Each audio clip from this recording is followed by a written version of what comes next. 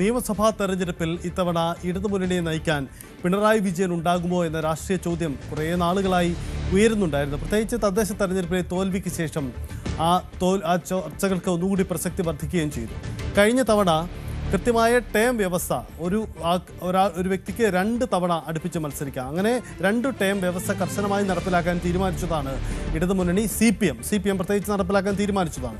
അങ്ങനെയെങ്കിൽ പിണറായി വിജയന് ഇളവുണ്ടാകുമോ ഇത്തവണ എന്നൊരു പ്രധാനപ്പെട്ട ചോദ്യമുണ്ടായിരുന്നു. കഴിഞ്ഞ തവണ കോടിയേരി ബാലകൃഷ്ണൻ തന്നെ ഇത് സംബന്ധിച്ച് മാധ്യമപ്രവർത്തകരോട് ചോദ്യത്തിന് അദ്ദേഹം നൽകിയ മറുപടി കൂടി ഇക്കാര്യത്തിൽ പ്രസക്തമാണ്. അദ്ദേഹം അന്ന് പറഞ്ഞതാണ്, അടുത്ത തവണ പിണറായിക്കും ഇത് ബാധകമാവും, അദ്ദേഹവും മാറി നിൽക്കുമെന്ന സൂചന അദ്ദേഹം പങ്കുവെച്ചതാണ്.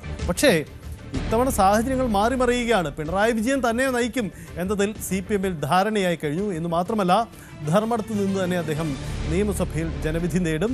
നിയമസഭാ തെരഞ്ഞെടുപ്പിൽ പിണറായി വിജയൻ തന്നെയായിരിക്കും ഇടതുമുന്നണിയുടെ ലീഡർ. ഇക്കാര്യത്തിൽ ധാരണയുണ്ടാവുന്നു. ധർമ്മടത്ത് നിന്ന് തന്നെ 3-ാം തവണയും ജനവിധി തേടാനാണ് തീരുമാനം.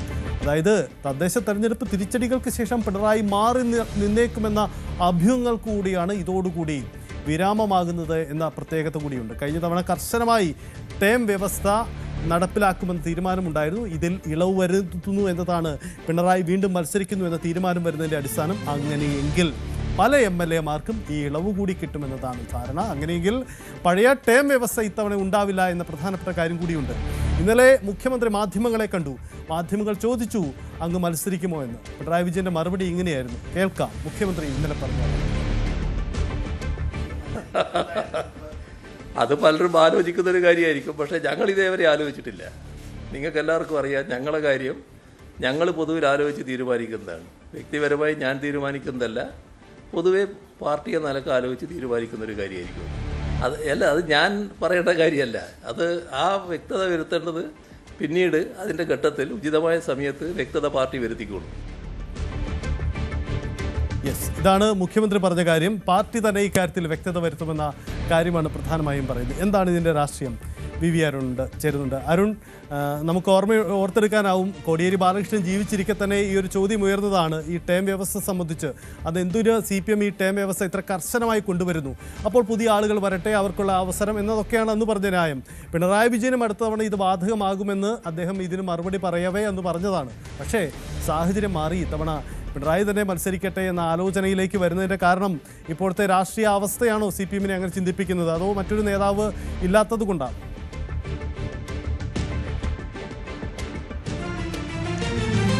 സജിത്ത്, ഏതാണ്ട് 3 ആഴ്ച മുമ്പ് വരെ ഇത്തരമൊരു ചർച്ച പോലും ഒരുപക്ഷെ ഉണ്ടാകുമായിരുന്നില്ല. കാരണം പിണറായി വിജയൻ തന്നെ CPM-നെ നയിക്കുമെന്ന് ഉറപ്പായിരുന്നു. പിണറായി അല്ലാതെ മറ്റൊരു ഓപ്ഷൻ അന്ന് CPM-ന് മുന്നിൽ ആരും പറയില്ല. കാരണം അതിശക്തമായി തന്നെ സർക്കാർ മുന്നോട്ട് പോകുന്നു, രാഷ്ട്രീയമായി മികച്ച നിലയിലാണ്, മുന്നണി ബന്ധങ്ങളിൽ കാര്യമായ പ്രശ്നങ്ങളില്ല. അതൊക്കെയായിരുന്നു ഇടതുമുന്നണിയിലെ സാഹചര്യം. പക്ഷേ തദ്ദേശ തെരഞ്ഞെടുപ്പ് ഫലം ആ സാഹചര്യത്തെ കീഴ്മേൽ മറിച്ചു എന്ന് വേണം പറയാൻ. വളരെ കൃത്യമായി ഇടതുമുന്നണിക്ക് തിരിച്ചടി ഉണ്ടായിരിക്കുന്നത് മാത്രമല്ല, പിണറായി വിജയൻ്റെ നേതൃത്വത്തിൽ സംശയം പോലും ഉയർന്നു വന്നു. CPM നേതാക്കൾ പലരും അത് പരോക്ഷമായി അല്ലെങ്കിൽ വ്യക്തിപരമായി സംസാരിക്കുമ്പോൾ മാത്രം പറയുന്നതാണെങ്കിൽ CPI നേതൃയോഗങ്ങളിൽ അത് ശക്തമായ ആവശ്യമായി തന്നെ ഉയർന്നു വന്നു. ഒന്നുകിൽ മുഖ്യമന്ത്രി ശൈലി മാറ്റണം, അല്ലെങ്കിൽ അദ്ദേഹത്തെ തിരുത്താൻ പാർട്ടി തയ്യാറാകണം. അതുമല്ലെങ്കിൽ പിണറായി വിജയൻ തന്നെ മാറി നിൽക്കണം. തെരഞ്ഞെടുപ്പ് തോൽവിയുടെ പ്രധാന കാരണങ്ങളിലൊന്ന് പിണറായി വിജയനാണ് എന്ന തരത്തിലുള്ള വിമർശനം പോലും CPIയുടെ നേതൃയോഗങ്ങൾ ഉയർന്നു വന്നു. ആ സാഹചര്യത്തിലാണ് ഇപ്പോൾ CPM ഒന്നുകൂടി നിലപാട് വ്യക്തമാക്കുന്നത്. പിണറായി തന്നെ ഇടതുമുന്നണിയെ നയിക്കും, അതിലൊരു മാറ്റവുമില്ല. പിണറായി വിജയൻ നേരത്തെ പറഞ്ഞതാണ് പാർട്ടി തീരുമാനിക്കും. ഇന്ന് അദ്ദേഹം അത് ആവർത്തിച്ചു, പാർട്ടി തന്നെ തീരുമാനിക്കും, അതിനപ്പുറത്തേക്കൊന്നും പറയാൻ കഴിയില്ല. ഞങ്ങളുടെ സംഘടനാ രീതി നിങ്ങൾക്ക് അറിയാവുന്നതാണല്ലോ എന്നാണ് മുഖ്യമന്ത്രി പറയുന്നത്. പക്ഷേ CPM തീരുമാനമെടുത്തു കഴിഞ്ഞു. പിണറായി വിജയൻ തന്നെ തെരഞ്ഞെടുപ്പിൽ നയിക്കും, മറ്റുള്ള കാര്യങ്ങൾ തെരഞ്ഞെടുപ്പ് പ്രചരണം നയിക്കും, മറ്റുള്ള കാര്യങ്ങൾ പിന്നീട് മാത്രം തീരുമാനിക്കപ്പെടും. അതായത് ഭരണത്തിലേക്ക് വന്നാൽ തീർച്ചയായും പിണറായി തന്നെയാകാം മുഖ്യമന്ത്രിയായി വരിക. ചുരുങ്ങിയ ഒരു ടൈമിലേക്കെങ്കിലും അദ്ദേഹത്തെ മുഖ്യമന്ത്രി സ്ഥാനത്ത് CPM കൊണ്ടുവരും. അതൊരു റെക്കോർഡ് കൂടിയാണ്. ആ ഒരു ലക്ഷ്യം കൂടി ഒരുപക്ഷെ CPM ഉണ്ടായേക്കാം. പക്ഷേ അങ്ങനെയല്ല, തിരിച്ചടി ഉണ്ടായാൽ പ്രതിപക്ഷ നേതാവ് സ്ഥാനത്തേക്ക് പിണറായി എത്താൻ സാധ്യത കുറവാണ്. എങ്കിലും തെരഞ്ഞെടുപ്പിൽ മുന്നണിയെ നയിക്കാൻ പോകുന്ന പിണറായി തന്നെയാണ്, അതിലൊരു സംശയവുമില്ല. അദ്ദേഹം ധർമ്മടം മണ്ഡലത്തിൽ തന്നെ വീണ്ടും മത്സരിക്കും. അദ്ദേഹം വളരെ ശക്തമായ മണ്ഡലത്തിൽ കാര്യങ്ങൾ നടത്തുന്നുണ്ട്, ഇടപെടുന്നുണ്ട്. ഏതായാലും അത്തരമൊരു ചർച്ച തന്നെ ഉണ്ടായത് തെരഞ്ഞെടുപ്പ് തോൽവിയുടെ പശ്ചാത്തലത്തിലാണ്.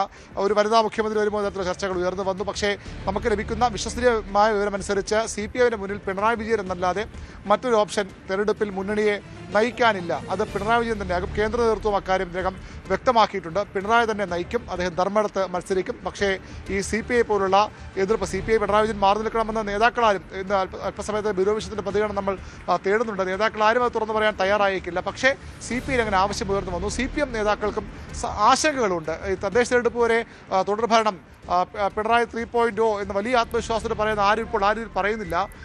എന്തൊക്കെയോ മാറ്റങ്ങൾ ഉണ്ടാകാൻ പോകുന്നു എന്നൊരു ഫീൽ മൊത്തത്തിൽ CPM-ലുണ്ട്. അതുകൊണ്ട് തന്നെ അവർക്കും ആശങ്കകളുണ്ട്. പക്ഷേ അപ്പോഴും പിണറായി വിജയൻ അല്ലാതെ മറ്റൊരു പേര് CPM-ന് മുന്നിലില്ല. അദ്ദേഹവും ആ സാധ്യതകൾ തള്ളിക്കളയുന്നില്ല. ഇന്നലെയും അദ്ദേഹം പറഞ്ഞത് പാർട്ടി തീരുമാനിക്കുമെന്നുള്ളത് മാത്രമാണ്. അതുതന്നെയാണ് CPM-ൻ്റെ സംഘടനാ രീതി. പിണറായി വിജയനെ ഒറ്റയ്ക്ക് പ്രഖ്യാപിക്കാൻ കഴിയില്ല, താൻ മത്സരിക്കുമെന്നോ അല്ലെങ്കിൽ നയിക്കാൻ പോകുന്നുവെന്നോ ഒക്കെ. പക്ഷേ CPM-ലെ ചർച്ചകൾ ആ രീതിയിൽ തന്നെയാണ്. മറ്റ് ഓപ്ഷനുകൾ, മറ്റ് മുഖങ്ങൾ, പേരുകൾ അവർക്ക് മുൻപിലില്ല. അരുണ്, ഒരു പ്രധാനപ്പെട്ട കാര്യം, നമുക്കറിയാം കഴിഞ്ഞ തെരഞ്ഞെടുപ്പിനെ മാറ്റി നിർത്തിയാൽ VS അച്യുതാനന്ദൻ എന്ന ഒരു മഹാമേരു കുറേ തെരഞ്ഞെടുപ്പുകളിൽ ഇടതുമുന്നണിയെ CPM-നെയൊക്കെ നയിക്കാനുണ്ടായിരുന്നു. അതൊരു ഐക്കണായിരുന്നു.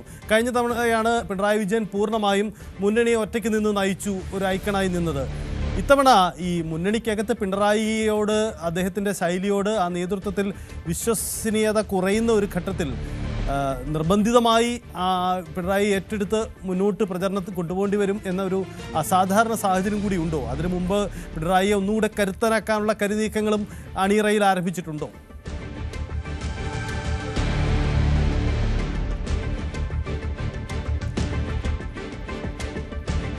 അതിലേക്ക് വരാം. എന്തായാലും ഈ തദ്ദേശ തോൽവിയുടെ പശ്ചാത്തലത്തിലാണ് മാറി ചിന്തിപ്പിക്കുമോ എന്ന ചില അഭ്യൂഹങ്ങൾ ഉയർന്നിരുന്നത്. പക്ഷേ മാറി ചിന്തിക്കില്ല എന്ന കാര്യം വളരെ വ്യക്തമാക്കുകയാണ് CPM. അതിന് ചില രാഷ്ട്രീയ കാരണങ്ങൾ കൂടി ഉണ്ട് എന്നതാണ് പ്രധാനപ്പെട്ട കാര്യം. അപ്പോൾ പിണറായി വിജയൻ തന്നെ തുടരും എന്നതിൽ വളരെ കൃത്യമായി തന്നെ CPM വ്യക്തത വരുത്തുകയാണ്. തെരഞ്ഞെടുപ്പ് പിണറായി വിജയൻ നയിക്കും, അതിലൊരു തർക്കവുമില്ല. ധർമ്മടത്തു നിന്ന് തന്നെ ജനവിധി ഉണ്ടാകും. പക്ഷേ മുന്നണിയിൽ പിണറായി വിജയന് പഴയ അതേ രീതിയിലുള്ള ഒരു പ്രഭാവം അതേ രീതിയിലുണ്ടോ എന്ന സംശയം കൂടിയുണ്ട്. ഇതിനിടയിൽ മറ്റു ചില വാർത്തകൾ കൂടി നമുക്ക് കൂട്ടി വായിക്കേണ്ടി വരുന്നത് മന്ത്രിമാർക്കെതിരെയുള്ള വിമർശനം കൂടിയാണ്. മന്ത്രിമാർ രാഷ്ട്രീയം പറഞ്ഞ് സർക്കാരിനും മുന്നണിക്കും പ്രതിരോധം തീർക്കണമെന്ന് CPM സംസ്ഥാന സമിതിയിൽ വിമർശനമുയരുന്നു. മന്ത്രിമാരുടെ രാഷ്ട്രീയ പ്രതികരണങ്ങൾ കുറവെന്ന വിലയിരുത്തലിൻ്റെ അടിസ്ഥാനത്തിലാണ് ഇങ്ങനെയൊരു നിർദ്ദേശം വരുന്നത്. മന്ത്രിമാർ വകുപ്പുകളിൽ മാത്രം ഒതുങ്ങുന്നുവെന്നാണ് സംസ്ഥാന സമിതിയിൽ ഉയർന്ന വിമർശനം.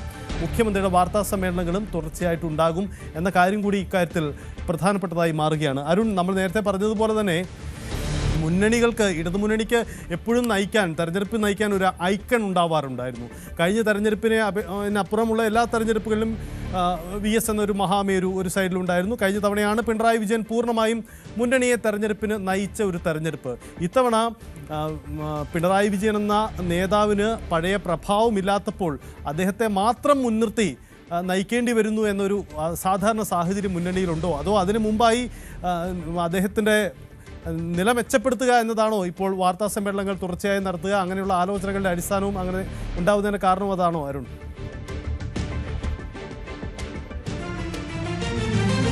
സഹിത CPM രാഷ്ട്രീയ പ്രതിരോധത്തിലാകുമ്പോൾ, അല്ലെങ്കിൽ ഇടതുമുന്നണി രാഷ്ട്രീയ പ്രതിരോധത്തിലാകുമ്പോൾ ഏറ്റവും പെട്ടെന്ന് വന്ന് അതിനെ മറികടക്കാനുള്ള ശക്തമായ വാദമുഖങ്ങൾ, അത് ആളുകൾക്ക് ദഹിക്കുന്ന തരത്തിലുള്ള വാക്കുകളിലൂടെ, ആശയങ്ങളിലൂടെ കാര്യങ്ങൾ മറുപടി പറയാൻ ഉണ്ടായിരുന്ന നേതാവായിരുന്നു കോടിയേരി ബാലകൃഷ്ണൻ. VS അച്യുതാനന്ദൻ്റെ കാലമൊക്കെ മാറ്റിവെച്ചാൽ അതിനുശേഷം എടുത്താൽ പോലും കോടിയേരി ബാലകൃഷ്ണൻ വളരെ പ്രധാനപ്പെട്ട ഒരു നേതാവായിരുന്നു. അദ്ദേഹത്തിൻ്റെ പ്രതികരണങ്ങൾ, അദ്ദേഹത്തിൻ്റെ രാഷ്ട്രീയ പ്രതിരോധങ്ങൾ, എതിരാളികൾക്കുള്ള മറുപടികളൊക്കെ വളരെ വ്യക്തവും കൃത്യവുമായിരുന്നു. പക്ഷേ അദ്ദേഹത്തിന് ശേഷം വന്ന സംസ്ഥാന സെക്രട്ടറി MV ഗോവിന്ദന് അതിന് കഴിയാതെ പോകുന്നു എന്ന വിമർശനം പാർട്ടിക്കുള്ളിൽ ശക്തമാണ്. നേതാക്കളാരും അത് പരസ്യമായി പറയുന്നെങ്കിൽ പോലും നേതാക്കൾ വളരെ ശക്തമായി തന്നെ അത്തരം ഒരു വികാരമുള്ളവരാണ്. MV ഗോവിന്ദൻ പറയുന്നത് പലപ്പോഴും ഉദ്ദേശിക്കുന്ന ഫലം കിട്ടുന്നത് മാത്രമല്ല, തിരിച്ചടി ഉണ്ടാക്കുകയും ചെയ്യുന്നുണ്ട്. പലപ്പോഴും രാഷ്ട്രീയമായി തിരിച്ചടി ഉണ്ടാക്കുന്ന സ്റ്റേറ്റ്മെൻറ്റുകളാണ് നമുക്ക് നിലമ്പൂർ ഉപതെരഞ്ഞെടുപ്പ് സമയത്ത് പോലും ഉണ്ടായത്. അങ്ങനെ പലപ്പോഴും MV ഗോവിന്ദന് കോടിയേരി നിർവഹിക്കുന്ന റോൾ നിർവഹിക്കാൻ കഴിയുന്നില്ല. കോടിയേരി ബാലകൃഷ്ണന് പകരം മുന്നോട്ട് വരാൻ കഴിയുന്നില്ല. പിന്നീട് രാഷ്ട്രീയമായി കൃത്യമായി മറുപടി നൽകാൻ കെൽപ്പുള്ള നേതാവ് പിണറായി വിജയനാണ്. നമുക്കറിയാം അദ്ദേഹത്തിൻ്റെ വാർത്താ സമ്മേളനങ്ങൾ വളരെ ചുരുക്കമാണ്. വാർത്താ സമ്മേളനങ്ങളല്ലാതെ മാധ്യമങ്ങളെ കണ്ട് പ്രതികരണം നടത്തുന്ന ശീലം അദ്ദേഹത്തിന് ഇല്ല. അതുകൊണ്ട് തന്നെ ഒരു വിവാദമുണ്ടായാൽ അതിനെ പ്രതിരോധിക്കാൻ കഴിയാതെ പോകുന്നു. UDF-ലാകട്ടെ പ്രതിപക്ഷ നേതാവ് അടക്കമുള്ള നേതാക്കൾ ഒരുമിച്ച് ശക്തമായി തന്നെ രംഗത്ത് വരികയും അവർ സർക്കാരിന് നിരന്തര ആക്രമണങ്ങൾ ഉന്നയിക്കുകയും ചെയ്യുന്നു. അവിടെ മന്ത്രിമാർ കഴിഞ്ഞ സർക്കാരിൻ്റെ കാലത്ത് നമുക്കറിയാം EP ജയരാജൻ, AK ബാലൻ, G സുധാകരൻ, തോമസ് ഐസക് തുടങ്ങിയ പ്രബലരുടെ ഒരു നിരയുണ്ടായിരുന്നു.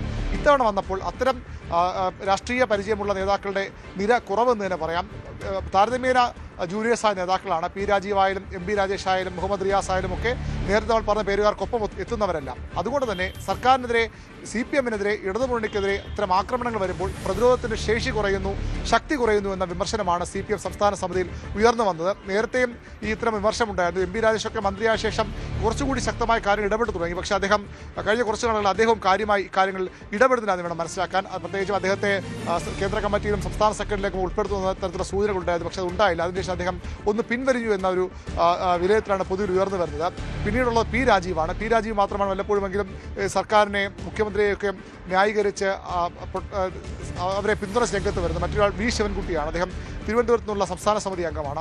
അദ്ദേഹമാണ് മറ്റൊരു മന്ത്രി, പ്രധാനപ്പെട്ട മന്ത്രി ഇത്തരത്തിൽ പൂർണ്ണമായും സർക്കാരിനെ ന്യായീകരിച്ച് എന്ത് വിഷയമുണ്ടായാലും ഇടപെട്ടൊക്കെ വരുന്നത് വി ശിവൻകുട്ടിയാണ്. പി രാജീവിനേക്കാൾ ഒരുപക്ഷെ ഈ കഴിഞ്ഞ കാലങ്ങളിലൊക്കെ ഏറ്റവും പ്രധാനപ്പെട്ട വിഷയങ്ങളിലൊക്കെ പ്രതികരിച്ച് വന്നത് വി ശിവൻകുട്ടി തന്നെയാണ്.